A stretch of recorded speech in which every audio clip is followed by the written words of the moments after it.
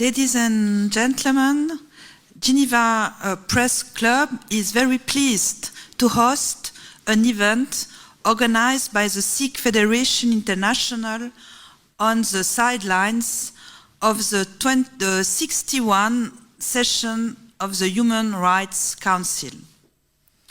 Speakers will include representatives of the Sikh Federation International, legal experts in human rights, and advocates from the Baku Initiative Group. You are welcome. Speakers today, not all these people, but few of them. Speakers are first Moninder Singh, Chief of the Sikh Federation from Canada, Abbas Abazov, Executive Director of the Baku Initiative Group, Prabjot Singh, Canadian lawyer and legal counsel to the Sikh Federation from Canada too, Jasvinder Singh, advisor of the Sikh Federation from United Kingdom. And we are very happy to have the moderation who is Chief Executive Sikh Federation from UK. Binderjit Singh, I'll give you the floor, and you are welcome too. Thank you very much.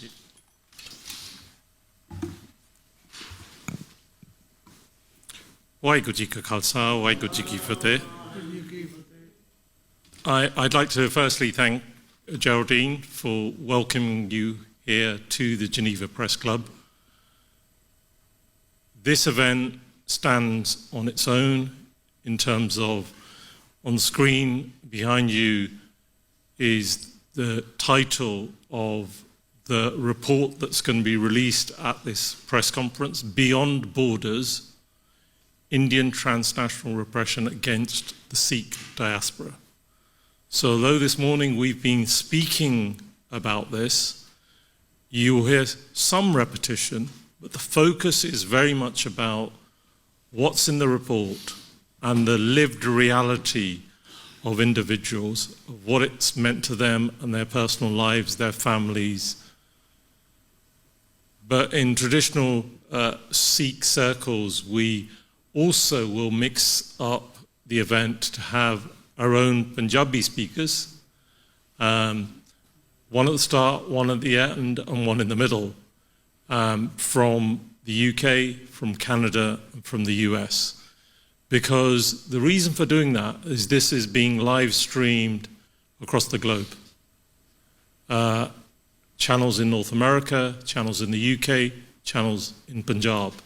So people will be watching this event and no doubt playing it back again and again, because there will be many important messages.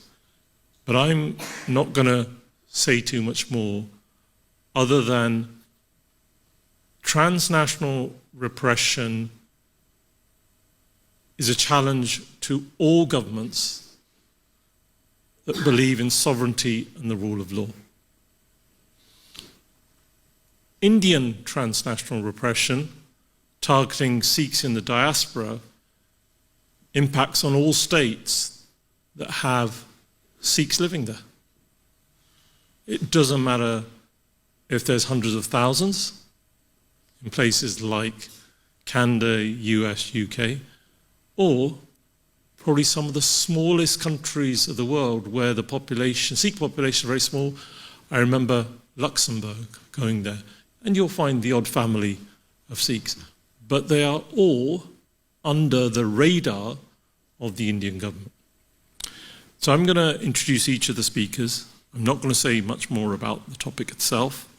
The first speaker will be Amrik Singh, who is the chair of our strategy board, who will speak to you in Punjabi for about 5 minutes because of those that will be watching and listening about why are we here in the Geneva Press Club presenting this report. And this is a start of a process by which we want the United Nations in its 61st anniversary and member states to take this issue seriously, and we want to work in partnership with member states to ensure, as Volker Turk said, the UN Human Rights Commissioner, there must be zero tolerance for transnational repression by each and every state. So could I ask Amrik Singh to say a few words to begin the press conference for our Punjabi listeners, viewers, etc. Waheguru ji ਕਾ ਖਾਲਸਾ ਵਾਹਿਗੁਰੂ ਜੀ ਕੀ ਫਤਿਹ। ਮੈਂ ਤੋਂ ਪਹਿਲਾਂ ਭਾਈ ਦਵਿੰਦਰਜੀਤ ਸਿੰਘ ਹੋਣਾ ਨੇ ਜੋ ਅੱਜ ਦਾ ਜਿਹੜਾ ਇਕੱਠ ਹੈ, ਜਿਹੜੀ ਪ੍ਰੈਸ ਕਾਨਫਰੰਸ ਹੈ, ਉਹਦੇ ਵਿੱਚ ਆਪਾਂ ਮੀਡੀਆ ਨੂੰ ਤੇ ਬਾਹਰ ਜਿਹੜੇ ਲੋਕ ਇਹਨੂੰ ਦੇਖ ਰਹੇ ਆ ਉਹਨੂੰ ਕੀ ਦੱਸਣਾ ਚਾਹੁੰਦੇ ਆ, ਉਹਨਾਂ ਨੇ ਉਹਦਾ ਵੇਰਵਾ ਦਿੱਤਾ। ਮੇਰੀ ਡਿਊਟੀ ਇਹ ਲੱਗੀ ਸੀ ਕਿ ਆਪਣਾ ਜੋ ਭਾਈਚਾਰਾ, ਕਿਉਂਕਿ ਇਹਦਾ ਲਾਈਵ ਜੋ ਲਿੰਕ ਹੈ ਉਹ ਇੰਡੀਆ ਦੇ ਵਿੱਚ, ਇੰਗਲੈਂਡ, ਬਾਕੀ ਮੁਲਕਾਂ ਵਿੱਚ ਵੀ ਜਾਣਾ ਹੈ, ਉੱਥੇ ਵੀ ਆਪਣੇ ਜਿਹੜੇ ਲੋਕ ਦੇਖ ਰਹੇ ਹੈ ਉਹਨਾਂ ਨੂੰ ਵੀ ਪਤਾ ਲੱਗੇ ਕਿ ਆਪਣੇ ਅੱਜ ਦੀ ਜੋ ਬੈਠਕ ਹੈ ਉਹਦਾ ਕੀ ਉਦੇਸ਼ ਹੈ। ਸੋ ਉਸੇ ਸੰਬੰਧ ਵਿੱਚ ਹੀ ਮੈਂ 2-4 ਮਿੰਟ ਦੇ ਵਿੱਚ ਐਕਸਪਲੇਨ ਕਰਨਾ ਹੈ। ਜਿੱਥੇ ਤੱਕ ਟਰਾਂਸਨੈਸ਼ਨਲ ਰਿਪਰੈਸ਼ਨ ਦੀ ਗੱਲ ਆ, ਉਹ ਗੱਲ ਉੱਥੇ ਵੀ ਬਹੁਤ ਵਿਸਤਾਰ ਨਾਲ ਅੱਜ ਹੋਈ ਆ, ਅਤੇ ਮੈਂ ਉਹਦੇ ਵਿੱਚੋਂ ਹੀ ਤਕਰੀਬਨ ਯਤਨ ਕਰਨਾ ਕਿ ਆਪਣੀ ਜਿਹੜੀ ਆਡੀਅנס ਬਾਹਰ ਬੈਠੀ ਉਹਨੂੰ ਮੈਂ ਉਹ ਗੱਲ ਜਿਹੜੀ ਆ ਉਹਨਾਂ ਨਾਲ ਸਾਂਝੀ ਕਰ ਸਕਾਂ ਕਿ ਇਹ ਗੱਲ ਕੋਈ ਨਵੀਂ ਨਹੀਂ। ਭਾਵੇਂ ਇਹ ਗੱਲ ਜ਼ਰੂਰ ਆ ਵੀ ਹਰਦੀਪ ਸਿੰਘ ਨਿੱਜਰ ਦੀ ਸ਼ਹਾਦਤ ਤੋਂ ਬਾਅਦ ਉਹ ਗੱਲ ਉੱਭਰ ਕੇ ਜਿਸ ਢੰਗ ਨਾਲ ਅੱਗੇ ਆਈ ਆ ਉਹ ਇੱਕ ਵੱਖਰਾ ਰੂਪ ਆ, ਲੇਕਿਨ ਆਪਾਂ ਨੂੰ ਇਹ ਨਹੀਂ ਕਹਿ ਸਕਦੇ ਇਹ ਗੱਲ ਕੋਈ ਜਿਹੜੀ ਇਹ ਨਵੀਂ ਆ ਤਾਂ ਪਹਿਲਾਂ ਹੈ ਨਹੀਂ ਸੀ। ਇਹ ਗੱਲ ਬਹੁਤ ਪੁਰਾਣੀ ਆ, ਔਰ ਅਸੀਂ ਕੁਛ ਉਹ ਲੋਕ ਆ ਜਿਨ੍ਹਾਂ ਨੇ ਆਪਣੇ ਪਿੰਡੇ 'ਤੇ ਸਾਰਾ ਕੁਛ ਹੰਢਾਇਆ। ਇੱਥੇ ਤੱਕ ਵੀ ਗੱਲ ਆ ਵੀ ਅਸੀਂ ਕਦੇ ਆਪਣੇ ਪਰਿਵਾਰਾਂ ਨਾਲ ਬਾਹਰ ਹੋਲੀਡੇ ਜਾਣ ਨੂੰ ਵੀ ਥੋੜ੍ਹਾ ਝਿਜਕਦੇ ਸੀ, ਕਿਉਂਕਿ ਸਾਡੀ ਏਅਰਪੋਰਟਾਂ 'ਤੇ ਜੋ ਦਸ਼ਾ ਹੁੰਦੀ ਸੀ ਅਤੇ ਨਾਲ ਤੁਹਾਡੇ ਬੱਚੇ ਜਾਂ ਪਰਿਵਾਰ ਹੋਵੇ ਅਤੇ ਉਹ ਗੱਲ ਤੁਹਾਡੇ ਲਈ ਔਖੀ ਹੁੰਦੀ। ਸਾਡੇ ਨਾਲ ਤਾਂ ਹਰ ਵਾਰੀ ਜਿੱਥੇ ਵੀ ਮਰਜ਼ੀ ਜਾਈਏ ਇਹਨਾਂ ਨੇ ਜਲੀਲ ਕਰਨਾ ਹੀ ਕਰਨਾ ਹੁੰਦਾ ਸੀ। ਇਹ ਟਰਾਂਸਨੈਸ਼ਨਲ ਰਿਪਰੈਸ਼ਨ ਦਾ ਇੱਕ ਜਿਹੜਾ ਆ ਉਹ ਸਾਫ਼ ਜਿਹੜਾ ਉਹਦਾ ਝਲਕ ਸੀਗੀ। ਲੇਕਿਨ ਹਰਦੀਪ ਸਿੰਘ ਨਿੱਜਰ ਦੀ ਸ਼ਹਾਦਤ ਤੋਂ ਬਾਅਦ ਉਹ ਗੱਲ ਜਿਹੜੀ ਸੀ ਉਦੋਂ ਤੱਕ ਸਾਡੇ ਨਾਲ ਹੁੰਦਾ ਬਹੁਤ ਕੁਝ ਸੀਗਾ। ਇਹ ਜਿਹੜੀ ਉੱਥੇ ਗੱਲ ਜਿਹੜੀ ਆ ਬੁਲਾਰਿਆਂ ਨੇ ਐਕਸਪਲੇਨ ਨਹੀਂ ਕੀਤੀ, ਜਿਹੜੀ ਮੈਂ ਚਾਹੁੰਦਾ ਤੁਹਾਡੇ ਧਿਆਨ 'ਚ ਲਿਆਉਣੀ, ਜਿਹੜੇ ਬਾਹਰ ਬੰਦੇ ਬੈਠੇ ਆ, ਉਦੋਂ ਤੱਕ ਕਦੀ ਵੀ ਸਾਡੀ ਗੱਲ ਨੂੰ ਸੀਰੀਅਸ ਲਿਆ ਹੀ ਨਹੀਂ ਸੀ ਗਿਆ। ਅਸੀਂ ਤਕਰੀਬਨ ਸਾਡੇ ਨਾਲ ਹੀ ਹੁੰਦੀ ਸੀ ਤਾਂ ਵਿਕਟਮ ਵੀ ਅਸੀਂ ਸੀਗੇ। ਕਰਨ ਵਾਲਾ ਬਿਲਕੁਲ ਕਲੀਅਰ ਸੀਗਾ, ਉਹਨੂੰ ਕੋਈ ਨਹੀਂ ਸੀ ਪੁੱਛਦਾ, ਲੇਕਿਨ ਜਿਨ੍ਹਾਂ ਨਾਲ ਹੁੰਦੀ ਸੀ ਵਿਕਟਮ ਅਸੀਂ ਸੀ। ਸਾਨੂੰ ਇਹ ਢੰਗ ਨਾਲ ਜਲੀਲ ਕੀਤਾ ਜਾਂਦਾ ਵੀ ਅਸੀਂ ਵਿਕਟਮ ਆ, ਹੁੰਦੀ ਸਾਡੇ ਨਾਲ ਸੀ। ਪਰ ਹਰਦੀਪ ਸਿੰਘ ਨਿੱਜਰ ਦੀ ਸ਼ਹਾਦਤ ਤੋਂ ਬਾਅਦ ਜਦੋਂ ਜਸਟਿਨ ਟਰੂਡੋ ਨੇ ਉੱਠ ਕੇ ਗੱਲ ਕਹਿ ਦਿੱਤਾ ਕਿ ਇਹ ਇੰਡੀਅਨ ਏਜੰਸੀਆਂ, ਉਹਨਾਂ ਦੇ ਜਿਹੜੇ ਏਜੰਟ ਆ, ਉਹਨਾਂ ਦਾ ਕੰਮ ਆ, ਔਰ ਸਾਡੇ ਕੋਲ ਪੂਰੇ ਸਬੂਤ ਆ ਕਿ ਹਰਦੀਪ ਸਿੰਘ ਨਿੱਜਰ ਨੂੰ ਇੰਡੀਆ ਦੀਆਂ ਏਜੰਸੀਆਂ ਵੱਲੋਂ ਕਤਲ ਕਰਵਾਇਆ ਗਿਆ। ਉਸ ਵੇਲੇ ਜਿਹੜਾ ਤਕਰੀਬਨ ਹਾਲਾਤ ਸੀਗੇ ਉਹ ਬਦਲ ਗਏ। ਸੋ ਇਸ ਕਰਕੇ ਅੱਜ ਸਰਕਾਰਾਂ ਜਿਹੜੀਆਂ ਆ ਸਾਰੀਆਂ ਨੇ ਵੀ ਕਹਿੰਦਾ, ਬਹੁਤਿਆਂ ਦਾ ਇਹਨਾਂ ਦਾ ਜਿਹੜਾ ਮਤਲਬ ਹੈ ਉਹ ਟਰੇਡ ਨਾਲ ਹਾਲੇ ਵੀ ਵੱਜੇ ਹੋ ਆ, ਲੇਕਿਨ ਫਿਰ ਵੀ ਜਿਹੜੇ ਉਹਨਾਂ ਵਿੱਚ ਲੋਕ ਸਾਰੇ ਉੱਦਾਂ ਦੇ ਨਹੀਂ ਹੁੰਦੇ।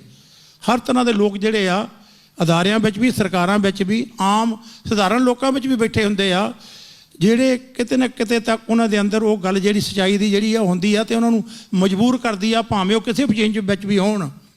ਅੰਦਰ ਜਾਗਦੀ ਆਤਮਾ ਵਾਲੇ ਲੋਕ ਜਿਹੜੇ ਆ ਉਹ ਕੂੜ ਨਹੀਂ ਜਿਹੜੇ ਆ ਉਹ ਤੋੜ ਸਕਦੇ, ਲੇਕਿਨ ਉਹਨਾਂ ਨੂੰ ਫਿਰ ਕਹਿਣਾ ਪੈਂਦਾ ਵੀ ਹਾਂ ਵਾਕਿਆ ਸਿੱਖਾਂ ਨਾਲ ਜਿਹੜੀ ਆ ਉਹ ਹਰ ਥਾਂ 'ਤੇ ਵਧੀਕੀ ਹੋ ਰਹੀ ਆ ਲਗਾਤਾਰ। ਸੋ ਇਸ ਗੱਲ ਨੂੰ ਮੁੱਖ ਰੱਖ ਕੇ ਬਹੁਤ ਸੁਚੱਜੇ ਢੰਗ ਨਾਲ ਅੱਜ ਉੱਥੇ ਉਹ ਜਿਹਦਾ ਬਹੁਤ ਗੱਲ ਜਿਹੜੀ ਹੈਗੀ ਆ ਤੁਸੀਂ ਖੋਲ੍ਹ ਕੇ ਰੱਖੀ ਆ, ਤਾਂ ਕਿ ਅੱਜ ਇਹ ਜਿਹੜੀ ਇੱਕ ਵੱਡੀ ਪੰਚਾਇਤ, ਇਹਨੂੰ ਮੈਂ ਕਹਿੰਦਾ ਇੱਕ ਵੱਡੀ ਇੱਕ ਪੰਚਾਇਤ ਛੋਟੀ ਹੁੰਦੀ ਹੈ। United nation human rights commission ਜਿਹੜੇ ਇੱਕ ਵੱਡੀ ਪੰਚਾਇਤ ਹੈ ਜਿੱਥੇ ਆਪਾਂ ਆਪਣੇ ਮਸਲੇ ਲੈ ਕੇ ਆਉਂਦੇ ਹਾਂ, ਤਾਂ ਕਿ ਸਾਡੀਆਂ ਗੱਲਾਂ ਜਿਹੜੀਆਂ ਹੈਗੀਆਂ ਦੂਜੇ ਲੋਕਾਂ ਤੱਕ ਜਾ ਸਕਣ, ਉਹਨਾਂ ਨੂੰ ਪਤਾ ਲੱਗੇ ਕਿ ਸਿੱਖਾਂ ਤੇ ਆ ਜਿਹੜੇ ਤੁਸੀਂ ਕਿੱਥੋਂ ਕਿੱਥੋਂ ਚੱਲ ਕੇ ਆਏ ਆ, ਰਾਤ 2-2 ਰਾਤਾਂ ਬੈਲਜੀਅਮ ਵਾਲੇ, ਫਰਾਂਸ ਵਾਲੇ, ਜਰਮਨ ਵਾਲੇ, ਕਦੋਂ ਦੇ ਤੁਸੀਂ ਤੁਰੇ ਹੋ ਆ। ਤੁਹਾਡਾ ਕੋਈ ਨਿੱਜੀ ਕੰਮ ਨਹੀਂ, ਕਿਸੇ ਆਨੰਦ ਕਾਜ 'ਤੇ ਵਿਆਹ 'ਤੇ ਨਹੀਂ ਤੁਸੀਂ ਆਏ, ਤੁਹਾਡੇ ਮਨ ਵਿੱਚ ਕੌਮ ਦਾ ਦਰਦ ਹੈ, ਤੁਸੀਂ ਇਹ ਸੰਤਾਪ ਹੰਢਾਇਆ ਕਿਸੇ ਨਾ ਕਿਸੇ ਰੂਪ ਵਿੱਚ। तभी एडे सफ़र करके तुसीं पहुँचे आ उत्थे।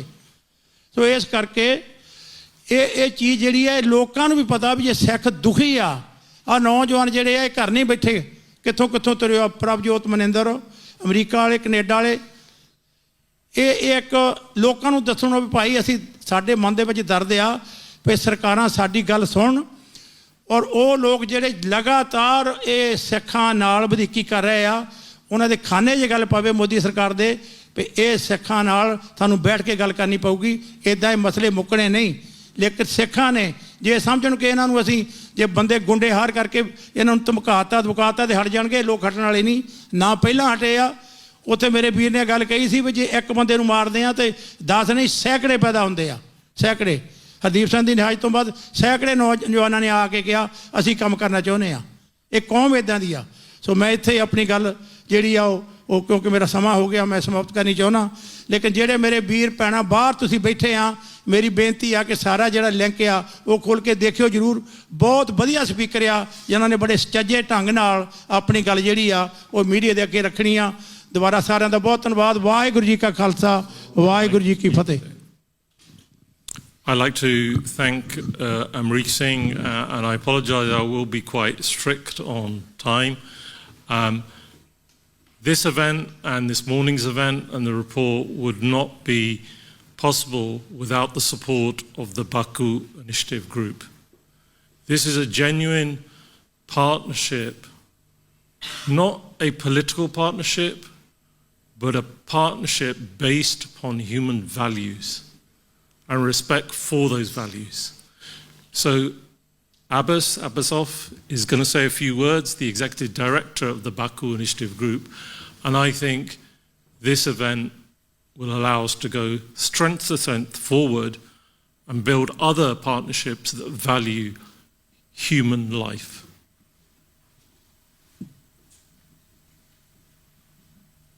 Thank you.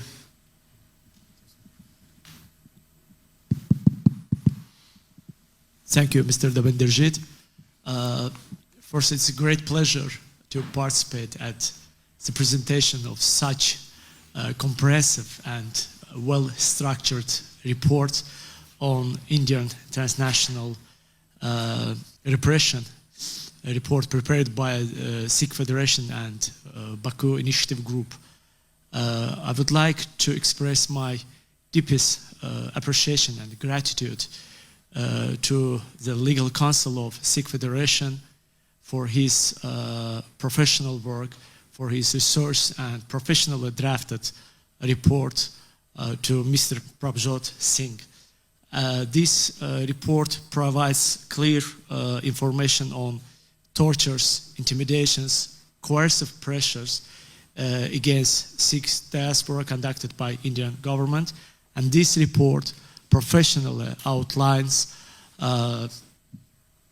our expectations from all relevant human rights institutions and relevant international organizations meaningfully to conduct actions and activities against these violations.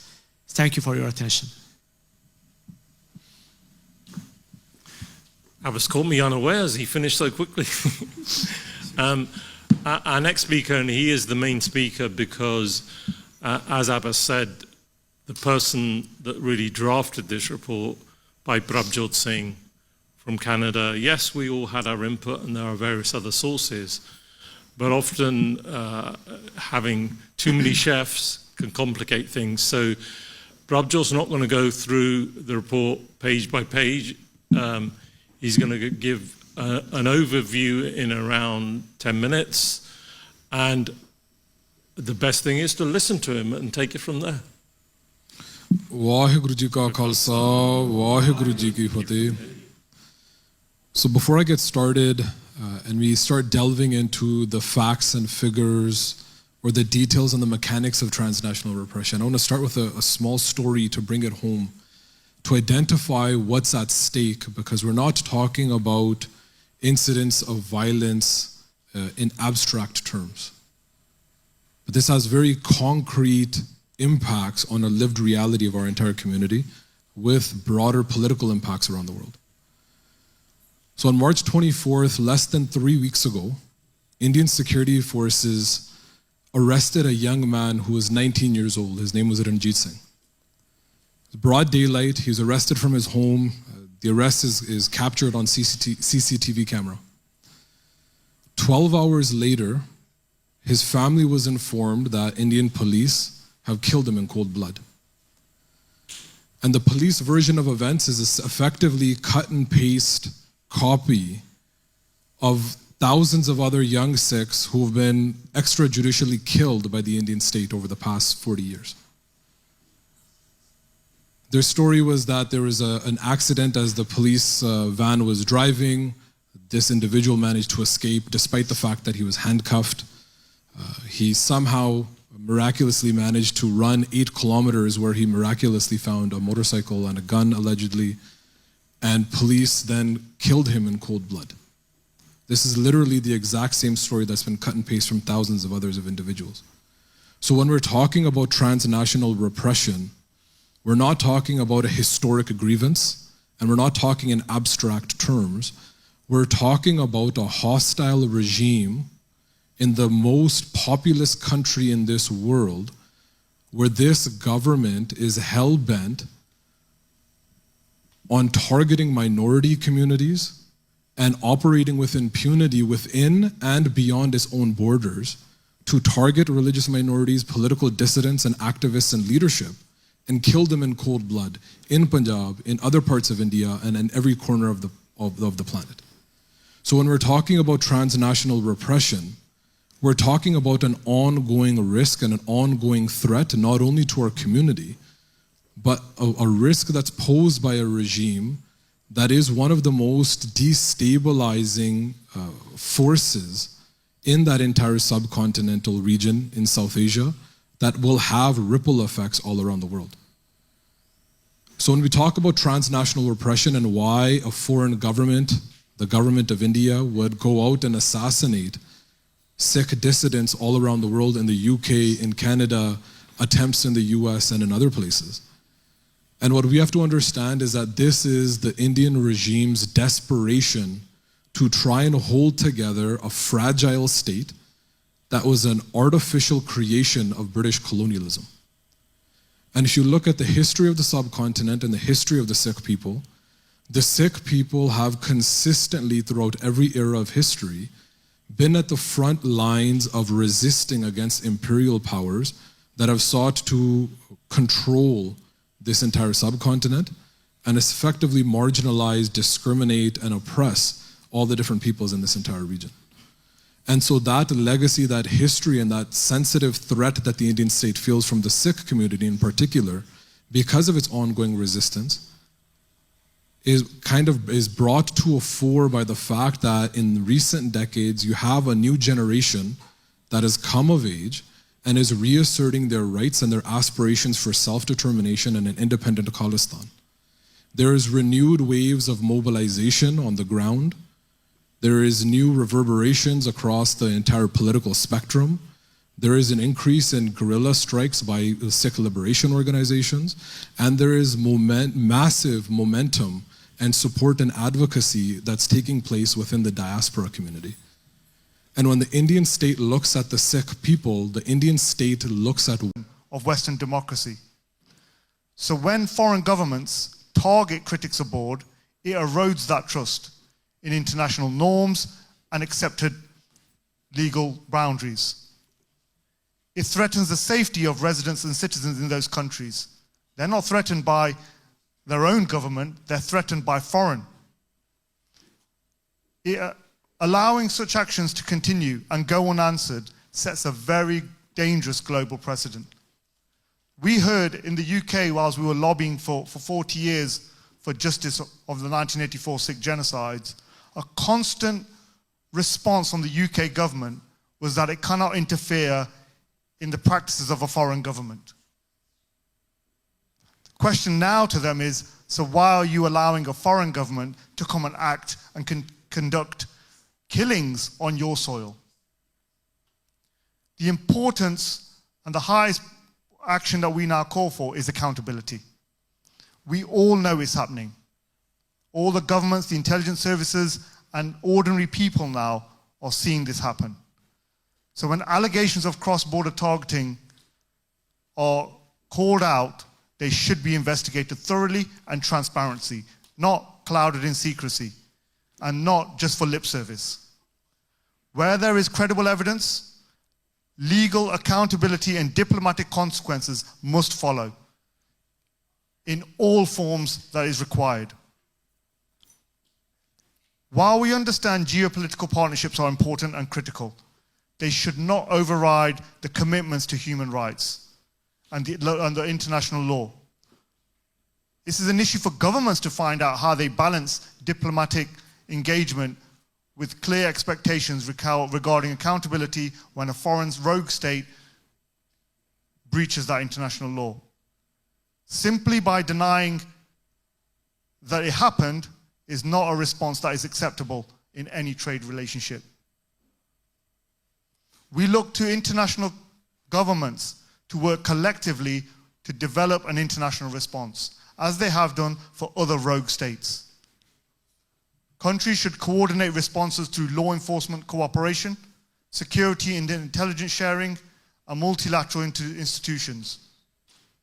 We have seen that those same institutes and same intelligence sharing mechanisms, whether it's the Five Eyes, have had a double impact. It's both allowed these transnational repressions to occur, and it's also now working to counter them. But there has to be a consistent approach to this.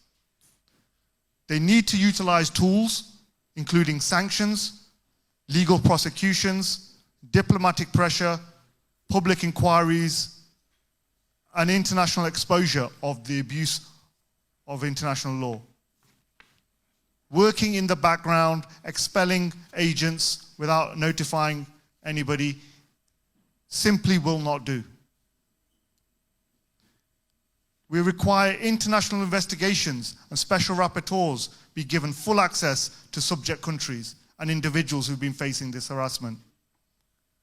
A collective response only increases the deterrence, and it reinforces the global norms that this is not acceptable. Knowing transnational repression exists, remaining silent for either trade or other relationships simply is just complicity in those activities. There's an obligation of every government to strengthen and protect its diaspora communities. This could be indirect this could be from direct or indirect interference, infiltration, or intelligence gathering, as we've heard from many from different countries today. But law enforcement agencies must take these threats seriously. We've had recent legislation passed in the UK which outlaws such work and lobbying on behalf of a foreign government, but it's acting upon that. When individuals are made known to authorities, it's what action are they going to take to enforce those laws and protect the safety of the public. So in closing, the principle is simple. No government should be allowed to silence critics beyond its borders. No government should be allowed to target, threaten, or kill anybody beyond its borders. A zero-tolerance approach to transnational repression protects not only democracy, human rights, but also the rule of law.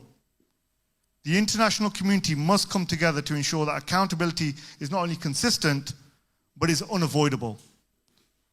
Failure to take action on all acts of transnational repression is nothing short of a dereliction of state duty and complicity.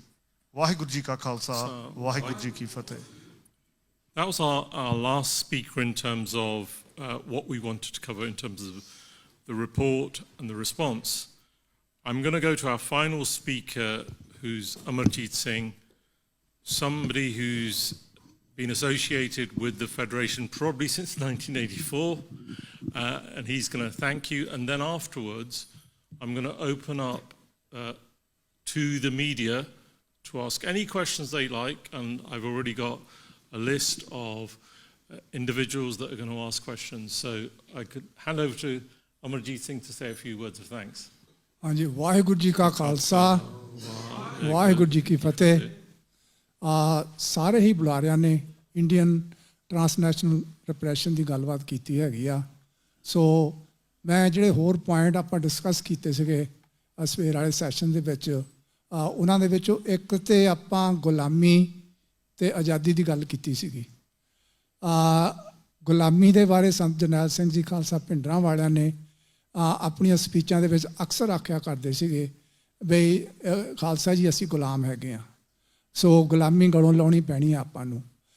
ਗੁਲਾਮੀ ਦੇ ਸੰਬੰਧ ਦੇ ਵਿੱਚ ਜਿਹੜਾ ਗੁਰੂ ਸਾਹਿਬ ਨੇ ਸਾਨੂੰ ਬੜਾ ਸਪਸ਼ਟ ਆਖਿਆ ਹੈਗਾ, ਜੇ ਜੀਵੇ ਪਤ ਲੱਥੀ ਜਾਏ ਸਭ ਹਰਾਮ ਜੇਤਾ ਕਸ਼ਕਾਏ। ਸੋ ਜੇ ਅਸੀਂ ਗੁਲਾਮ ਹੈਗੇ ਹਾਂ ਤਾਂ ਸਾਡਾ ਜੀਣਾ ਖਾਣਾ ਪੀਣਾ ਵੀ ਸਾਰਾ ਹਰਾਮ ਹੈਗਾ। ਅਤੇ ਆਜ਼ਾਦੀ ਦੀ ਗੱਲ ਕੀਤੀ ਸੀਗੀ, ਆਜ਼ਾਦੀ ਦੇ ਸੰਬੰਧ ਦੇ ਵਿੱਚ ਵੀ ਬੜਾ ਸਪਸ਼ਟ ਹੈਗਾ ਵੀ ਰਾਜ ਕਰੇ ਹੈ ਜਾਂ ਲੜ ਮਰੇ ਹੈ। ਸੋ ਆਪਾਂ ਜਿਹੜੀ ਸਿਚੁਏਸ਼ਨ ਦੇ ਵਿੱਚ ਹੈਗੇ ਹਾਂ, ਅੱਜ ਆਪਾਂ ਗੁਲਾਮ ਹੈਗੇ ਹਾਂ, ਆਪਾਂ ਲੜ ਰਹੇ ਹੈਗੇ ਹਾਂ। ਸੋ ਬੜੇ ਸੁਚੱਜੇ ਤਰੀਕੇ ਦੇ ਨਾਲ ਸਾਰੇ ਜਿਹੜੇ ਸਪੀਕਰਸ ਹੈਗੇ ਉਹਨਾਂ ਨੇ ਜਿਹੜੀ ਗੱਲਬਾਤ ਕੀਤੀ ਹੈਗੀ ਆ। ਇੱਕ ਹੋਰ ਪੁਆਇੰਟ ਜਿਹੜਾ ਆਪਾਂ ਸਵੇਰੇ ਡਿਸਕਸ ਕੀਤਾ ਸੀਗਾ ਬਈ ਜਿਹੜੀਆਂ ਸਰਕਾਰਾਂ ਹੈਗੀਆਂ ਉਹ ਆਪਣੇ ਜਿਹੜੇ ਆ ਟਰੇਡ ਦੀ ਖਾਤਰ ਜਿਹੜੀਆਂ ਬਹੁਤ ਸਾਰੀਆਂ ਜਿਹੜੀਆਂ ਚੀਜ਼ਾਂ ਜਿਹੜੀਆਂ ਉਹ ਲੁਕੋ ਲੈਂਦੀਆਂ ਹੈਗੀਆਂ, ਉਹ ਬਾਹਰ ਨਹੀਂ ਕੱਢਦੀਆਂ ਹੈਗੀਆਂ। ਉਹਦਾ ਹੀ ਇੱਕ ਮਿਸਾਲ ਮੈਂ ਦਿਆਂਗਾ। 1985 ਦੇ ਵਿੱਚ ਜਿਹੜਾ ਏਅਰ ਇੰਡੀਆ ਦਾ ਪਲੇਨ ਕਰੈਸ਼ ਹੋਇਆ ਸੀਗਾ, ਉਹਦੀ ਇਨਕੁਆਇਰੀ ਠੱਪ ਦਿੱਤੀ ਗਈ ਸੀ। ਉਸ ਵੇਲੇ ਡਿਪਲੋਮੈਟਸ ਨੂੰ ਜਿਹੜਾ ਉੱਥੋਂ ਐਕਸਪੈਲ ਕੀਤਾ ਗਿਆ ਸੀ ਕੈਨੇਡਾ ਦੇ ਵਿੱਚੋਂ। ਸੋ ਉਹ ਇਨਕੁਆਇਰੀ ਦਾ ਕਿਸੇ ਬੰਨੇ ਨਹੀਂ ਉਹਨੂੰ ਲਗਾਇਆ ਗਿਆ।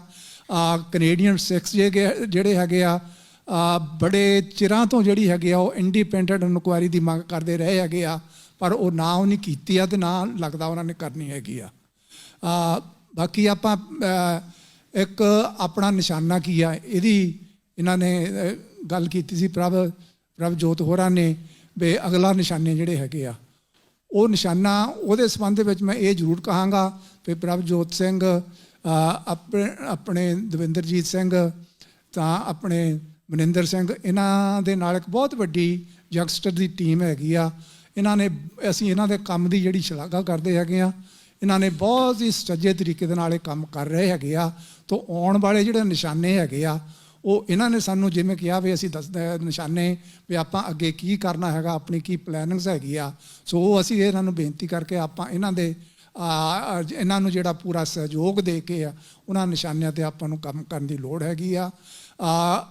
ਅਖੀਰ ਦੇ ਵਿੱਚ ਮੈਂ ਜਿਹੜਾ ਹੈਗਾ ਆਪਣੇ ਜਿਹੜਾ ਬਾਕੂ ਗਰੁੱਪ ਆ ਉਹਨਾਂ ਦੀ ਐਪਰੀਸ਼ੀਏਟ ਕਰਦਾ। ਉਹਨਾਂ ਨੇ ਜਿਹੜਾ ਸਿੱਖ ਫੈਡਰੇਸ਼ਨ ਦੇ ਨਾਲ ਰਲ ਕੇ ਜਿਹੜਾ ਉਹਨਾਂ ਨੇ ਬੜੇ ਸੁਚੱਜੇ ਤਰੀਕੇ ਦੇ ਨਾਲ ਜਿਹੜਾ ਅੱਜ ਦਾ ਕੰਮ ਕੀਤਾ ਹੈਗਾ। ਸੋ ਆਪ ਜਿੰਨੇ ਵੀ ਡੈਲੀਗੇਟਸ ਜਿਹੜੇ ਸਾਰੇ ਹੀ ਮੁਲਕਾਂ ਦੇ ਵਿੱਚੋਂ ਇੱਥੇ ਪਹੁੰਚੇ ਹੈਗੇ ਆ, ਤੁਹਾਡਾ ਸਾਰਿਆਂ ਦਾ ਬਹੁਤ ਬਹੁਤ ਧੰਨਵਾਦ। ਮੀਡੀਆ ਦਾ ਬਹੁਤ ਬਹੁਤ ਧੰਨਵਾਦ। ਅਤੇ ਨਾਲ ਦੀ ਨਾਲ ਜਿਹੜਾ ਯੂਨਾਈਟਡ ਨੇਸ਼ਨ ਤੋਂ ਜਿਹੜੇ ਉਹਨਾਂ ਦੇ ਨੁਮਾਇੰਦੇ ਜੋ ਇੱਥੇ ਪਹੁੰਚੇ ਹੈਗੇ ਉਹਨਾਂ ਦਾ ਵੀ ਅਸੀਂ ਧੰਨਵਾਦ ਕਰਦੇ ਹੈਗੇ ਹਾਂ। ਜਿੰਨੇ ਵੀ ਆਪਾਂ ਅੱਜ ਦੇ ਜਿਹੜੀ ਇਸ ਕਾਨਫਰੰਸ ਦੇ ਵਿੱਚ ਆਪਾਂ ਪਹੁੰਚ ਕੇ ਆਪਣਾ ਜਿਹੜਾ ਕੀਮਤੀ ਸਮਾਂ ਕੱਢ ਕੇ ਇੱਥੇ ਆ ਕੇ ਜਿਹੜਾ ਆਪਣੀ ਸਿੱਖ ਕੌਮ ਦੀ ਚੜ੍ਹਦੀ ਕਲਾ ਦੇ ਲਈ ਆਪਣੇ ਜਿਹੜਾ ਇੰਡੀਅਨ ਟਰਾਂਸਨੈਸ਼ਨਲ ਰਿਪਰੈਸ਼ਨ ਦੇ ਸੰਬੰਧ ਦੇ ਵਿੱਚ ਆਪਾਂ ਜਿਹੜੀ ਆਪਣਾ ਯੋਗਦਾਨ ਪਾਇਆ, ਇੱਕ ਬਹੁਤ ਹੀ ਵੱਡਮੁੱਲਾ ਯੋਗਦਾਨ ਹੈਗਾ।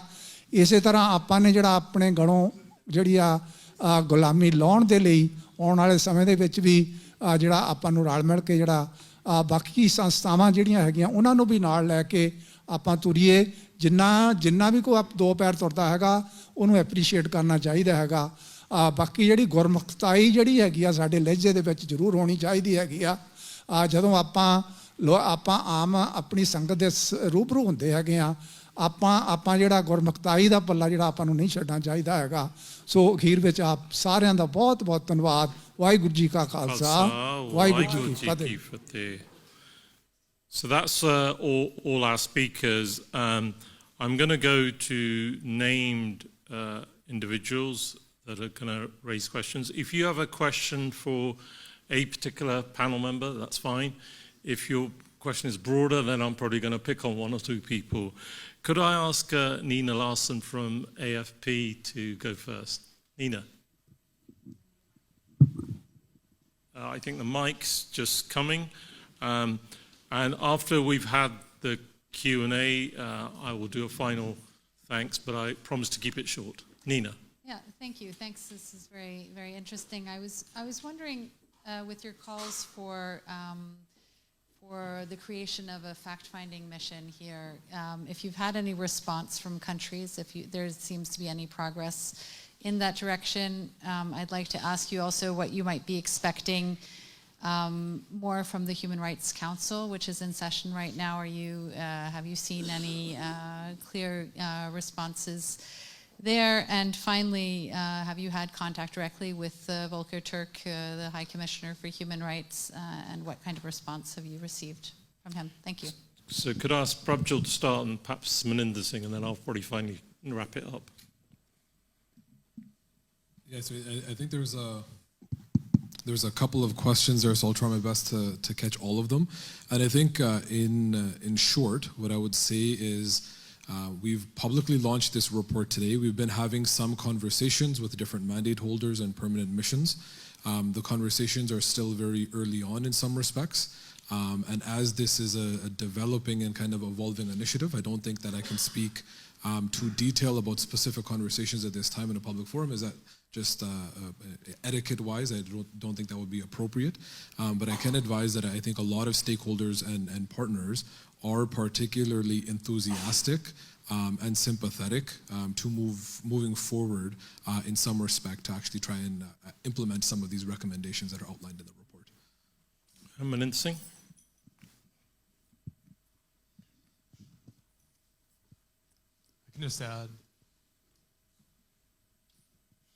I can just add that one of the things that we will eventually run into, and that Prabjot Singh has spoken about, is the impact that India actually has on other permanent missions here in Geneva, but along with what the impact they have on other foreign countries as well. We know that's going to be an issue. We want transnational repression to be almost in and of itself in the future, potentially its own mandate, that there needs to be more resources put into this because this issue is global and it's not just the Sikh community. So when we look at it globally, I think we have many partners that are speaking about this issue. You have countries like Japan or Costa Rica and others are now speaking about this issue in the General Assembly because their countries are suffering from it as well. Canada, the UK, and some of these countries where there's large Sikh diasporas, they have an issue with India.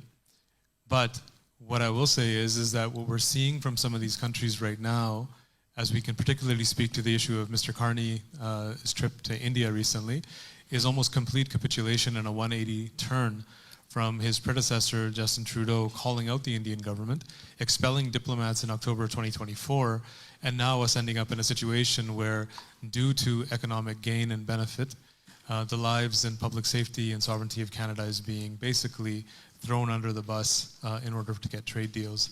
So I think, and based on your question, I think we have a long road ahead of us to actually get some countries that we would think that have large Sikh diasporas to actually agree to move forward on certain issues. But we did have a meeting with the Permanent Mission of Canada today. And when we speak globally of transnational repression, we get a better response, which is that there should be a special mandate, there should be more funding, there should potentially be a special rapporteur, or at a minimum, it should be in a special mandate holder's file right now, because right now transnational repression, you can go to Human Rights Defender, to Mary Lawler's office, you can go to the Minorities Office, you can go to the Special Rapporteur for Privacy, you can go to the Special Rapporteur for Counterterrorism and Human Rights in Bensal. There's no one place to go. So we will be using this report to kind of push certain permanent missions that are already active in order to pursue some of those goals that we've listed. I think, Abbas, you wanted to say a few words as well. Thank you for your question. Also, I would like to highlight that we will definitely convey this issue not only for United Nations Human Rights Council, also we will try to convey these violations against Sikh communities to all relevant international organizations and human rights institutions. So, Nina, just to probably bring a few things that haven't been said. Maninder Singh mentioned the meeting with the Canadian mission this morning. It's fair to say there are conversations with the UK mission, because naturally it's where we live, and those countries that have been directly affected. But there are also conversations with the German mission. And I think, given Germany's lead on this, that's one thing. And staff of Orchestra were there this morning. They also listened to us, and there probably will be a meeting next week with people that are leading on this specific issue of transnational repression. But I think the key thing is what Maninder said. Everyone is looking for help and assistance to how do we collectively tackle transnational repression. All I would say is India is the most populous state in the world. And if they are allowed to do this, then there is a ticking time bomb given the Modi regime. I'm going to go to a second question. Katie Wilson, who is from AN News 2 TV, which is based in Azerbaijan, but Katie herself is a Geordie, probably from Newcastle or Sunderland or that part of the world. So over to Katie.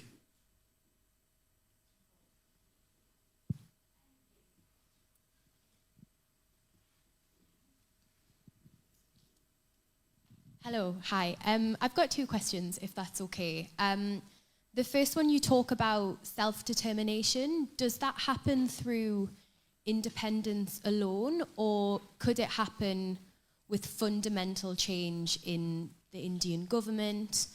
And if the solution is independence, how does that happen in a way that is peaceful? Like, what would the steps be to go about that? Secondly, could you talk me through the relationship with the Baku Initiative Group and how that's developed so far and how you see it developing in the future? Thank you, Katie. I'm probably going to go to Maninder Singh first here. And again, I will conclude, but Maninder Singh goes first.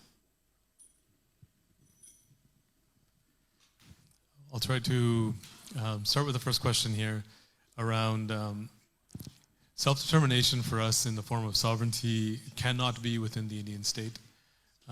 It's no longer a struggle that could be for autonomy. We fought that struggle. We fought that struggle from 1947 to 1984. We lost tens of thousands of people in that struggle. A genocide was committed. Our holiest shrine, Darbar Sahib, which is commonly referred to as the Golden Temple, was attacked. The Akal Takht, the highest political seat of the Sikhs, was destroyed. And we saw a wave of violence even after that for almost a decade, enforced disappearances, extrajudicial murder, people that have never come home and their bodies have never been found. So after the immense amount of violence that the community has endured, but not only for that reason, I would say that we need the freedom to and the ability to safeguard our way of life, our culture, our heritage, our language. And basically, we need the freedom to determine our own destiny because we've seen what our destiny will be and has been with the Indian state. So that idea of greater rights for individual states within India, that was the actual fight we fought for almost 4 decades. And the end result was basically the Indian government moving to annihilate us physically. And then since then, what we've seen is Punjab, where we want to establish Khalistan, is being treated since the colonial project came to a close with the British leaving in 1947, is basically it's a colony for India. It's an agrarian state. It's leached of its water. It's leached of its resources. There's no economic development. Our kids and generations, there's a flood of drugs that have entered into a drug epidemic in the state. We see every type of social catastrophe that could happen to our people in Punjab. So therefore, there is no relationship left with the Indian state for that reason. And the second part of your question around how would that come to be around independence and how would that look? The only thing I can say on that is that anything that our gurus and our history has taught us to fight for in this struggle, we will fight. So right now that fight seems to be, in places like the United Nations, but it's also on the ground in Punjab. Like we're sitting in Geneva and we're talking about these issues, and Prabjot Singh earlier just mentioned, we just had another fake encounter of a 19-year-old Sikh boy just a couple of weeks ago. Fake encounters are in the hundreds in the last few years across Punjab. mass protests keep happening based on linguistic or environmental or economic. When you saw the farmers' protest, the largest protest in human history, all those things are related right back to Punjab and the Sikh cause and case for Khalistan. So there's nothing that isn't interconnected with this movement. And we will try every avenue that we can. And like I was saying earlier when I was speaking, that this will pass on from generation to generation. There is no turning back.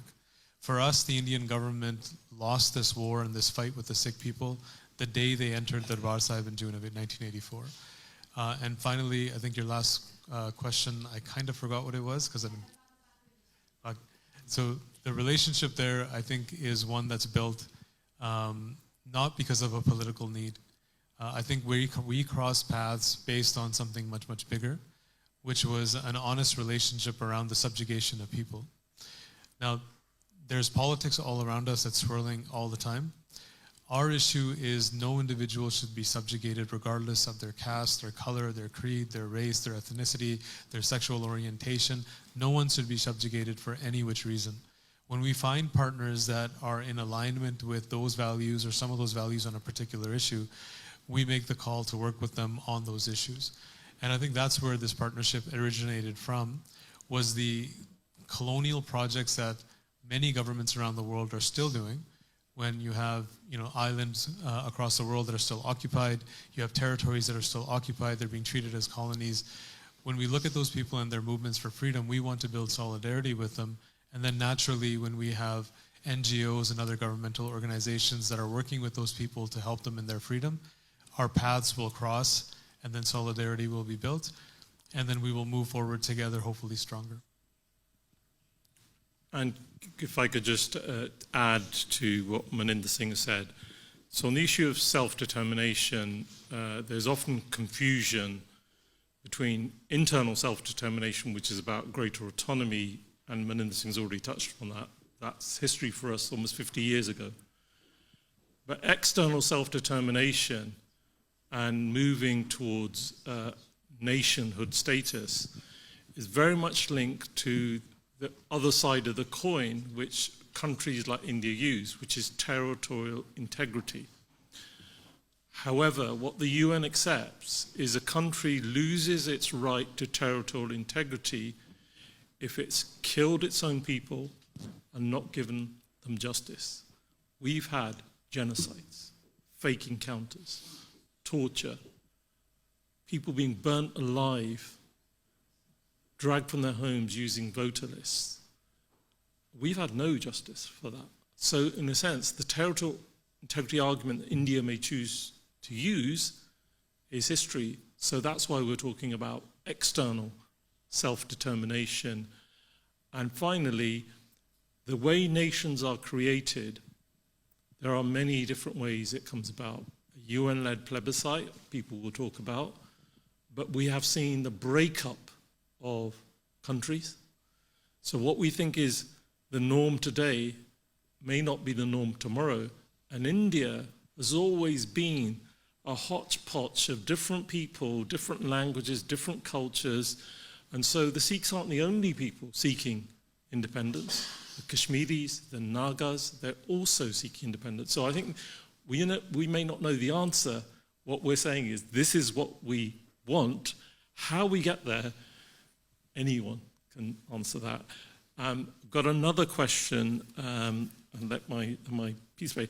Nisha Paris from ACTF, which is associated with the Tamil community. If we'd get a mic to Nisha, and then after that, Kamaljeet Kaur would also like a question, so I'm going to go to Kamaljeet, and then I'm going to start thinking about wrapping up after that. Thank you for this opportunity. Thank you for this important discussion. Transnational repression is an issue that affects most of the people fighting for self-determination, like Tamils from Tamil Eelam. I'm Nisha Paris from Tamil Eelam, fighting against the genocidal state of Sri Lanka. As someone who has been working within the United Nations system with communities affected by genocide, I would first like to express my admiration for the Sikh community, for the Sikh diaspora across the world.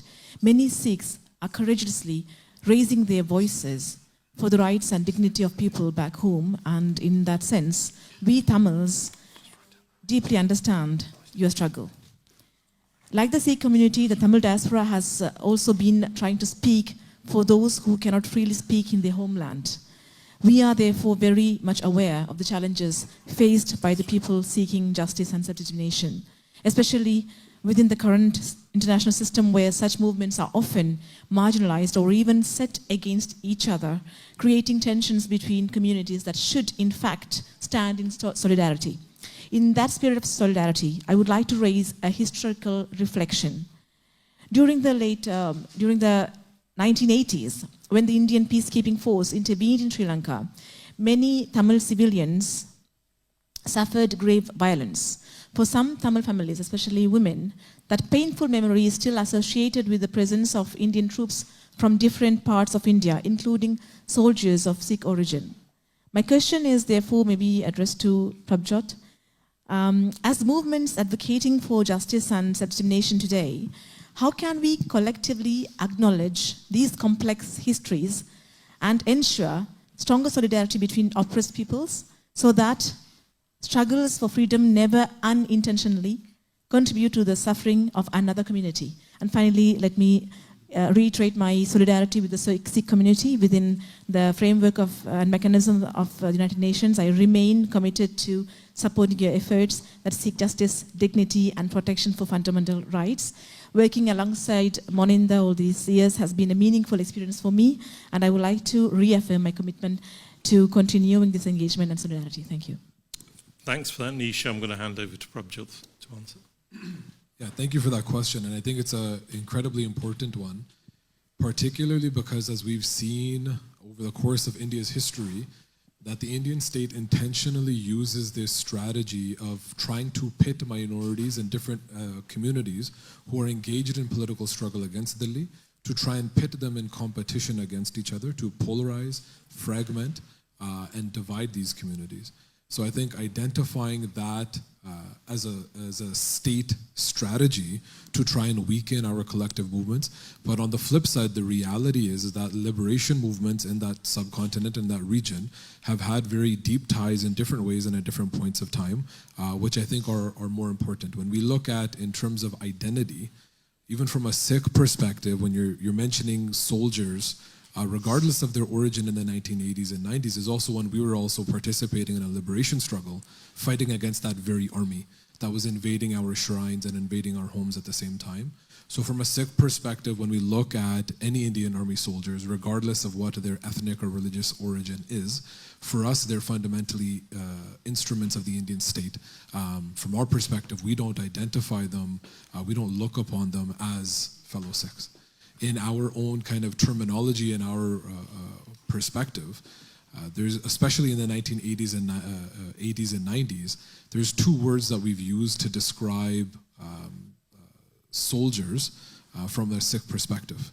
And those two words were, one is Dharmi Fojis, so soldiers of the faith and justice, which were those soldiers of the Indian army that actually mutinied against the Indian army and actually rebelled and engaged in armed struggle against the Indian army itself. And then the others are those who we call Gadars, who we call traitors, who continue to work with the Indian state as their instruments of policy to wreak havoc and oppress the various peoples across the subcontinent.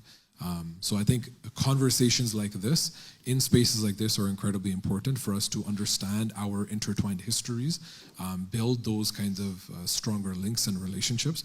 And fundamentally, from our perspective, I think solidarity comes from mutual respect, from trust, and building relationships. And as we've spoken multiple times in the past, directly as well, is that these international spaces have very serious limitations and restraints in their efficacy for our liberation struggles and for self-determination. And the importance of solidarity, for me, I think, is not just in terms of abstract terms, but it's how do we actually materially work together and actually contribute and participate in each other's struggles, in each other's advocacy efforts, and mobilizing on the ground in different forms and in every way that's possible. And I think that's a step-by-step process that we have to continue and engage in consciously, intentionally, explicitly every single day. Thank you for the question. We've had a couple of more questions from journalists, so I'm going to go to Eva Muskvela from CBC TV, who's going to ask the next question. Hello, I wish to address my question to the Federation, UK's Federation, to Mr. Jaswinder. So the question is, if the situation around the Sikh genocide increased since the new Prime Minister Modi came to the power. Thank you. So I think the question was, have we seen that increase? And the answer is yes. I think what we've seen since the Modi government's come into power is a very much more emboldened approach. They're not worried about any challenge, not only in India, which is a problem because there is no opposition, there is no independent media, there is no independent judiciary that holds the actions of that government to account.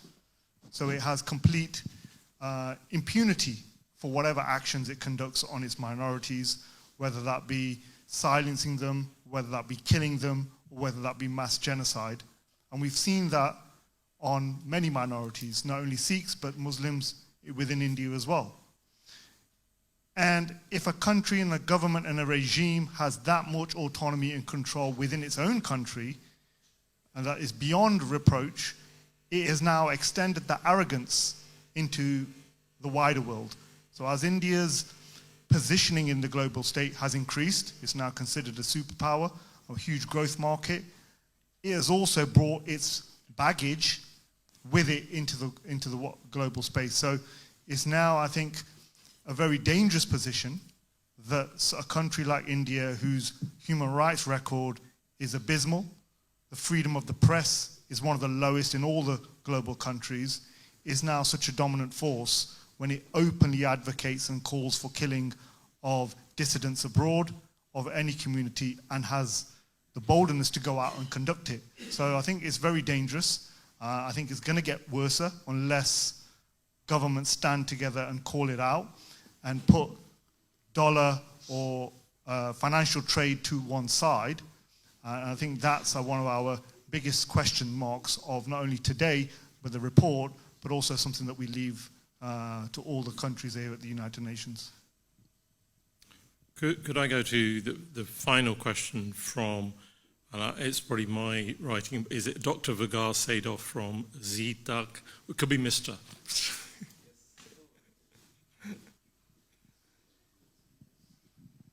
Thank you. Actually, I had several questions in mind. One was on the expectations about the outcomes of the report, but we heard already the answer to this question in the speech of Mr. Jas. Therefore, let me smoothly move to my second question. Today we heard several times the word genocide. It's a very strong word and it's a very terrible crime.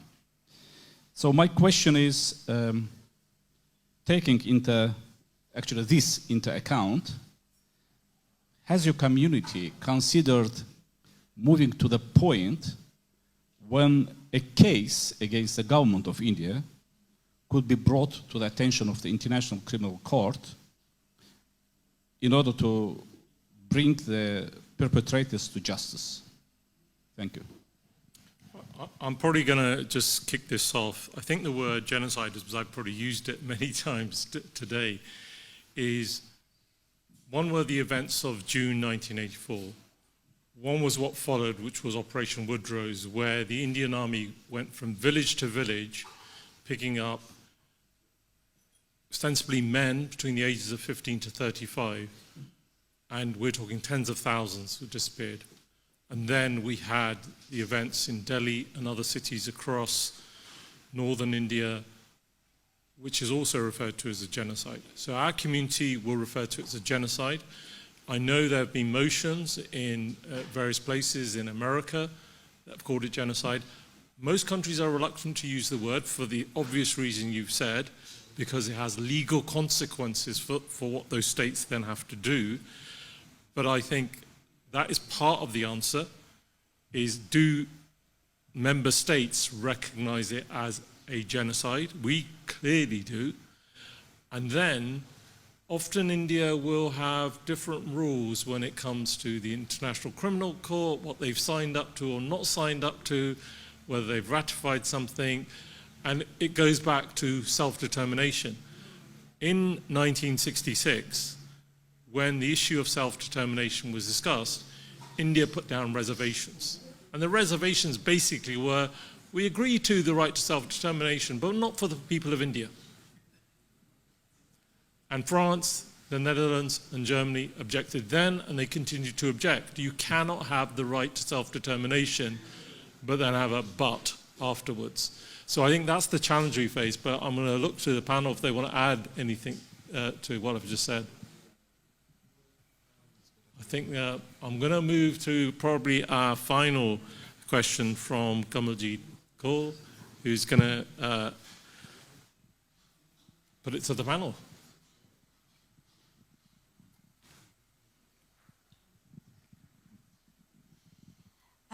What are your expectations from the United Nations, and how do you think they will respond?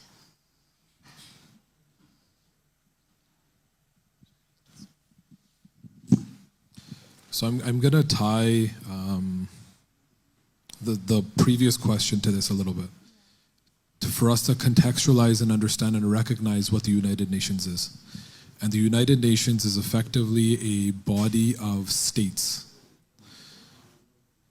So we have to understand that whether it's recognizing genocide, whether it's holding India accountable for its transnational repression, or for other crimes of that nature, the fundamental question or the issue has been the political will of different member states to actually take action. We've seen examples in Palestine and other places where in the international community, the member states have failed to actually take concrete action. So I think the important thing for us that we've been talking about is how do we actually go out and advocate to different parties.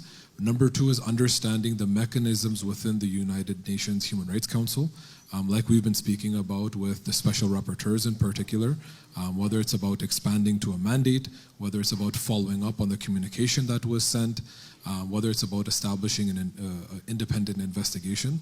The important piece of what the United Nations is able to do is to document the violations that have happened and to provide recommendations on accountability and prevention.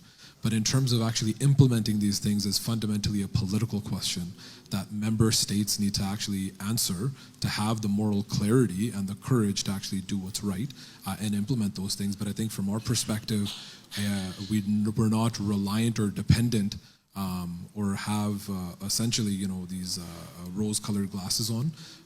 We have to effectively build resilience and power within our own community to be able to implement the measures that we need to not only defend ourselves and to survive and thrive, but to actually build our path and route to self-determination on our own in partnership and in communication and solidarity with other movements and other stakeholders or entities that may kind of join us on this journey down the path. Can I add one quick question more? Sorry. It is true that Sikhs are not afraid, but why not take precautions?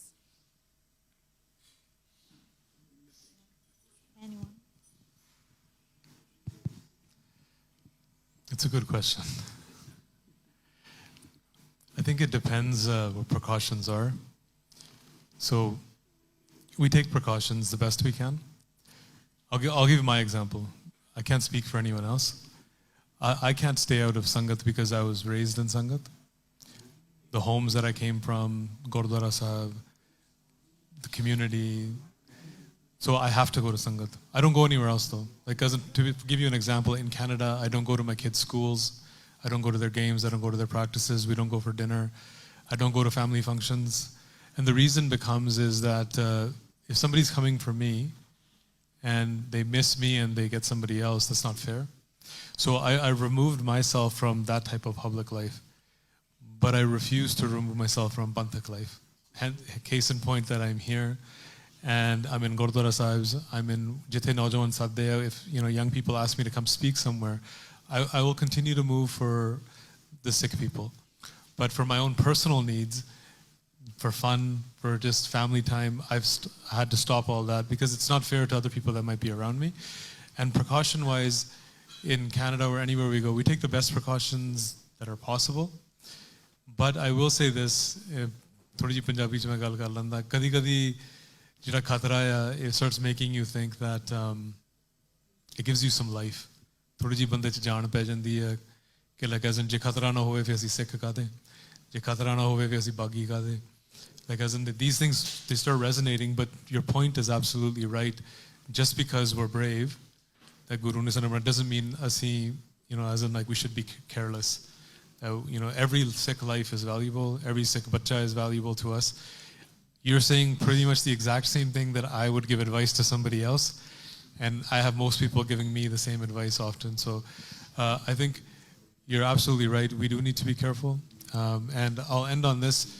I think just yesterday, somebody said to us in Geneva, when we met with a major NGO inside the United Nations, that India knows where you are, India knows what hotels you're in, India knows where you're moving, that Geneva is basically a hotbed for Indian intelligence. And that if you're here, don't even think that they don't know what you're doing, where you're going. And it's always a good reminder that as in like, we can't just go out for walks leisurely when we want, that we've chosen a path, and Maharaj Kirpa Kan, like as in Sangate Sadke Denal, we'll stay on that path, but we also shouldn't be like careless either. So yeah, we're doing our best, but we probably could do better. Thank you for that, Kamaljeet Kaur. And I think all I'd probably add is, whilst we take precautions, the whole point of transnational repression is states have responsibility to protect their citizens from foreign powers. So states cannot shirk their responsibility, but Canada is a good example where when I hear the laws in BC where Maninder Singh lives are different to the laws where Amarjeet Singh lives. So for example, I don't think Maninder Singh can wear a bulletproof vest because it's illegal in BC, but in Ontario you can. So is it seen as a defensive thing or an offensive thing? And I think these are the daft things that countries need to think, how should they protect their citizens? And if I'm not wrong, you just get a duty to warn, saying we've warned you, the rest is up to you. So I think it will never go away what Baji said, that at the end of the day, death will come to us all. It's chosen for us. So I'm going to finish with a thanks.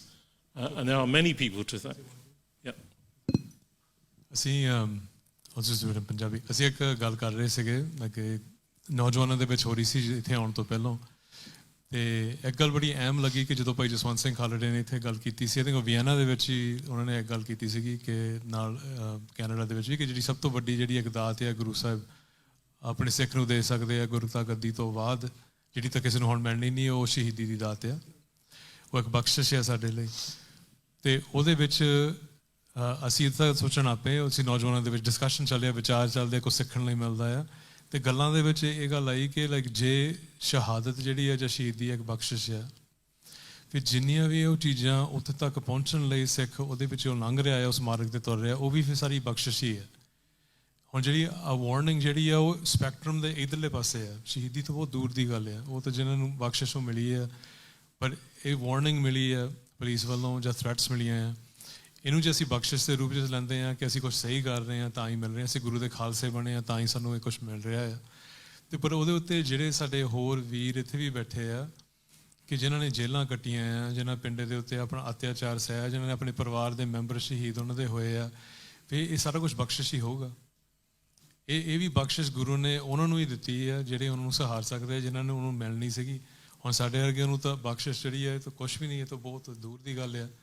ਪਰ ਸਾਡੇ ਪੰਥ ਦੇ ਵਿੱਚ ਇਹ ਜੇ ਅਸੀਂ ਸਾਰਾ ਕੁਛ ਬਖਸ਼ਿਸ਼ ਦੇ ਰੂਪ ਦੇ ਵਿੱਚ ਲੈਂਦੇ ਹਾਂ, ਜੇ ਸ਼ਹੀਦੀ ਬਖਸ਼ਿਸ਼ ਆ, ਫਿਰ ਉਹ ਸਾਰਾ ਮਾਰਗ ਜਿਹੜਾ ਸ਼ਹੀਦੀ ਤੱਕ ਸਿੱਖ ਨੂੰ ਲੈ ਕੇ ਜਾਂਦਾ, ਉਹ ਸਭ ਕੁਛ ਹੀ ਫਿਰ ਬਖਸ਼ਿਸ਼ ਆ. ਐਂਡ ਆਈ ਥਿੰਕ ਜਦੋਂ ਤੁਸੀਂ ਉਹ ਗੱਲ ਪੁੱਛੀ ਸੀਗੀ, ਇਹੀ ਮੇਰੇ ਪਹਿਲੇ ਗੱਲ ਦਿਮਾਗ 'ਚ ਗੱਲ ਆਈ ਸੀਗੀ, ਮੈਨੂੰ ਕਹਿਣਾ ਭੁੱਲ ਗਿਆ ਕਿ ਕਦੀ ਕਦੀ ਆਈ ਥਿੰਕ ਸਿੱਖ ਜਿਹੜਾ ਆ ਉਹ ਥੋੜ੍ਹੇ ਜਿਹੇ ਚਾਹਵਨ ਵੀ ਹੋ ਜਾਂਦੇ ਆ ਉਸ ਬਖਸ਼ਿਸ਼ ਦੇ ਲਈ, ਅਤੇ ਉਹਦੇ ਵਿੱਚ ਥੋੜ੍ਹੇ ਜਿਹੇ ਅਸੀਂ ਲਾਪਰਵਾਹ ਵੀ ਹੋ ਜਾਂਦੇ ਹਾਂ. ਐਂਡ ਉਹਦੇ ਉੱਤੇ ਸਾਨੂੰ ਇੱਦਾਂ ਹੁੰਦਾ ਹੈ ਕਿ ਬਖਸ਼ਿਸ਼ ਤਾਂ ਜ਼ਰੂਰ ਹੈ, ਪਰ ਜਿੰਨੀ ਅਸੀਂ ਸੇਵਾ ਕਰ ਸਕਦੇ ਹਾਂ ਇਸ ਪੰਥ ਦੇ ਲਈ ਇੱਥੇ ਰਹਿ ਕੇ, ਉਹ ਕਰਦਿਆਂ ਜੇ ਕੁਛ ਹੋ ਜਾਵੇ ਤਾਂ ਹੋ ਜਾਵੇ, ਪਰ ਕਿਸੇ ਨੂੰ ਕੋਈ ਸੌਖਾ ਮੌਕਾ ਵੀ ਨਾ ਦਈਏ ਕਿ ਸਾਡੇ ਕਿਸੇ ਨੌਜਵਾਨ ਨੂੰ ਜਾਂ ਕਿਸੇ ਲੀਡਰ ਨੂੰ ਉਦਾਂ ਹੀ ਮਾਰ ਕੇ ਕੋਈ ਚਲਾ ਜਾਵੇ। My target was to finish at 4:30. I have got about 4 minutes to make various thanks, and I have to thank somebody first and somebody last, so no offence taken.